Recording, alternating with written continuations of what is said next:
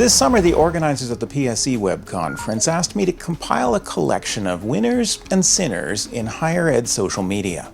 There was plenty to choose from. Today, let's just look at a handful of examples ranging from sexy to sexist. Public figures have been embarrassing themselves online since well before New York State Representative Anthony Weiner tweeted photos of the bulge in his underpants to half a dozen women using his public Twitter account. But Weinergate had a particularly memorable name, and the ludicrous attempt to explain it as a pocket dial was absurd. Weiner was caught sexting again months later under the pseudonym Carlos Danger. Weiner resigned from Congress over the scandal, but this lusty sinner was clearly a social media sinner as well.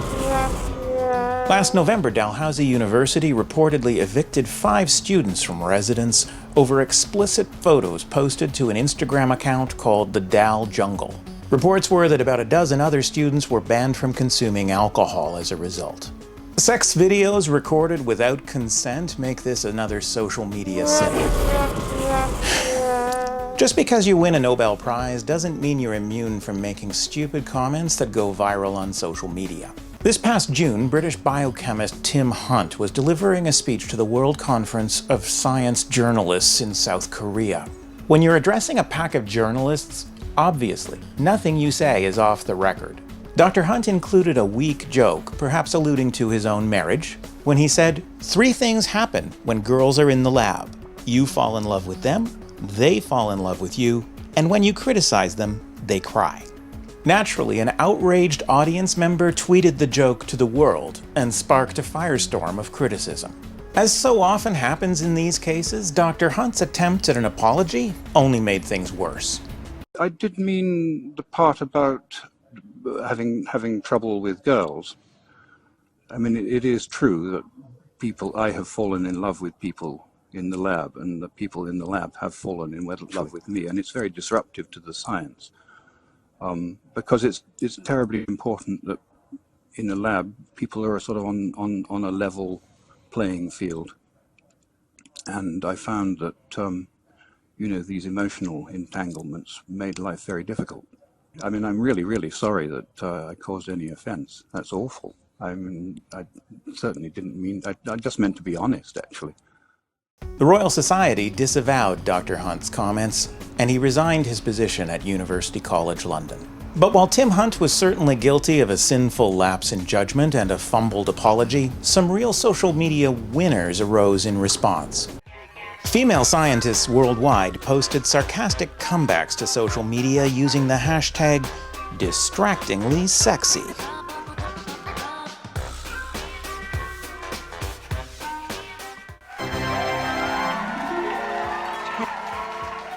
While it would seem that some sexist dinosaurs still persist on campus, homophobia is the more widespread epidemic.